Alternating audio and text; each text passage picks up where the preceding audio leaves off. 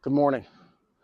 One of the motivations for doing this YouTube channel was that there were so few reliable sources of information about China in mainstream news media and even on social media. There had to be an audience of people like me in business who needed to have a strong understanding of what is happening in Chinese industry. And we felt deep down that our own news media and our political leadership was either lying to us or lying to themselves or listening to people who think they know but who don't really. Now comes some news that our own media outlets are realizing that they have completely misjudged China and in so doing have misled their readers and subscribers. The South China Morning Post studied the biggest American and British news outlets since 2019. In 2019, 70% of the news stories involving the Chinese economy, tech sector, or environmental news had a negative slant. Now, in 2025, the negative news stories are about 40%, with neutral or positive coverage going up. They see a dramatic shift recently toward a more nuanced and multifaceted coverage. Western news media are waking up today to the same thing I've seen every day for the past 13 years when I look out my window. The Chinese economy is booming just about everywhere I go. Every family has a car. Most of them have modern apartments stuffed with the latest everything. They take 2 or more vacations a year. Their universities are racing up the global rankings. The advances in Chinese tech sectors are astounding. The whole country is on 5G, and they're building 6G as we speak. Now, these are all things that I see living here, which gives people like me an advantage, you could say. But even if you've never been on an airplane at all, and you live on Main Street, USA, you still have to notice how much stuff in your Home Depot or Costco comes from China. Same with the auto parts store, same with the local furniture store. And you figure that all the made in China stuff you see when you need a new muffler or coffee maker isn't just in your hometown. It's in every single auto parts store or home improvements warehouse across the whole world. But then you go home and turn on the TV and you hear that China's falling apart, that the economy here is terrible, but that doesn't square at all with the shopping trip you just took. Imagine a poor guy who unfortunately gets all of his news from the Washington Post.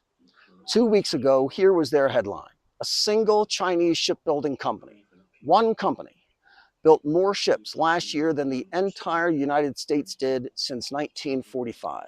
World War II ended 80 years ago.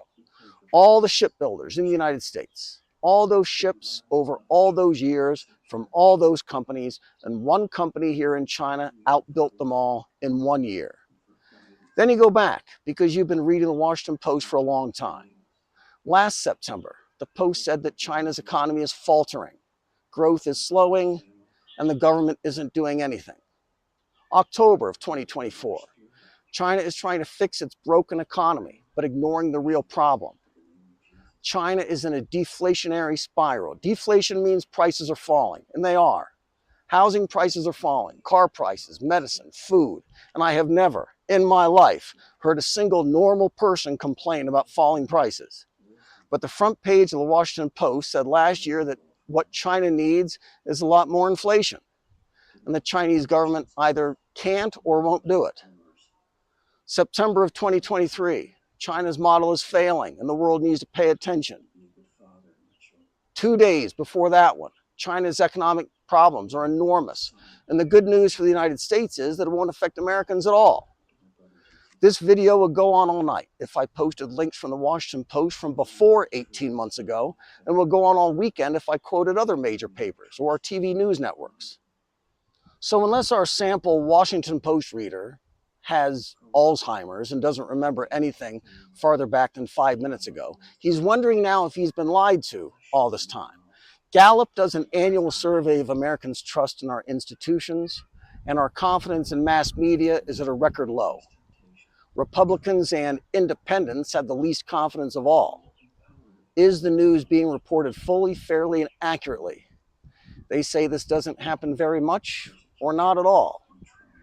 This one is not by political party. 69% of respondents overall say our media does not report news accurately very often, if at all.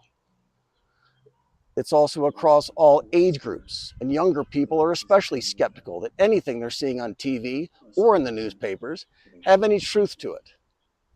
Gulf Insider has a whole bunch of good reasons why our confidence in media is cratering, and that social media is playing a role in getting out news stories that are ignored elsewhere. The reason I'm singling out the Washington Post here instead of any one of 100 others is that this is the newspaper for establishment Washington. This is the paper that our lawmakers read, and their staffs, and the people who run our federal departments and agencies, our senior military officers at the Pentagon, and our think tanks, and the thousands of lobbyists. All these people who are drafting legislation and policy involving China, and it's all been wrong. They all truly believed that China was collapsing because house prices in China were falling, along with the cost of living. Everything was becoming less expensive in China, and that meant that the Chinese economy was in big trouble. They really thought that. That was the thesis, and our federal government believed it too. Now the evidence is undeniable. All those people were wrong, and China is actually ahead everywhere. This was from Bloomberg 2 days ago, a story from China's tech sector. And this is how the piece leads off, the opening paragraph. DeepSeek has completely blown up this thesis. It's changed the way the whole world perceives China now. Concerns about Chinese deflation, debt, demographics. Now everyone realizes they had it wrong, and China is challenging the technological dominance of the United States.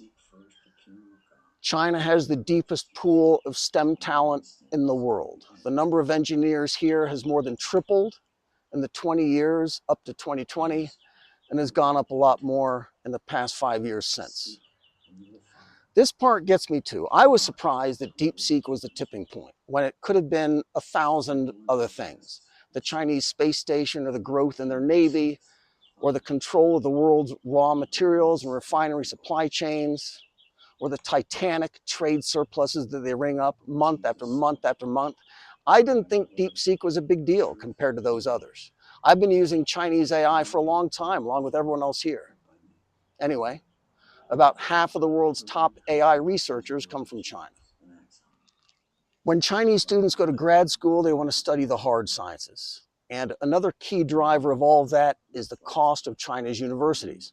All these Chinese engineers are going to school for a few $1,000s a year at the most. Our engineering schools cost at least 10 times as much. Chinese kids are going on to university in record numbers, and none of them graduate with big loans to pay off. China has a lot of engineers, and there are hundreds of thousands more in the pipeline every year, and they don't cost very much. Compensation packages for top researchers in China is 1/8 that in the United States.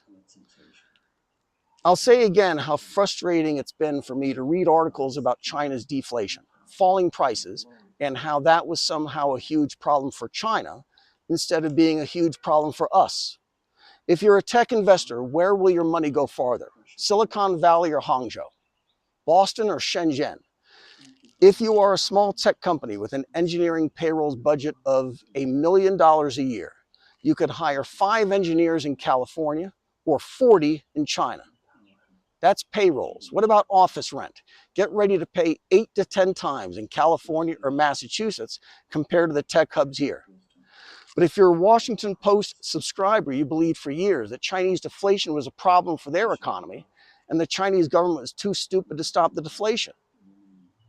Instead of concluding that the Chinese government was doing all of this on purpose.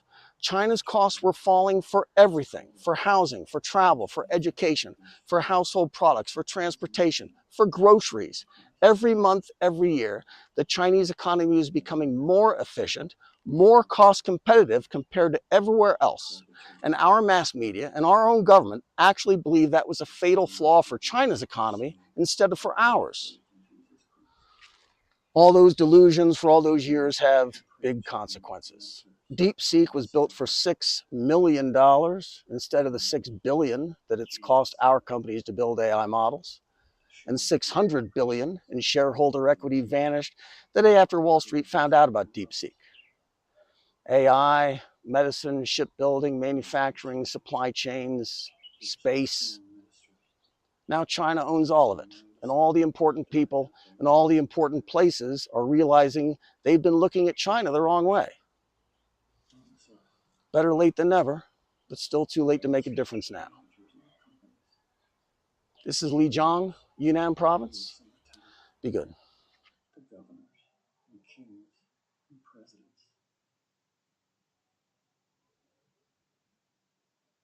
We ask for a revival in this part of the world.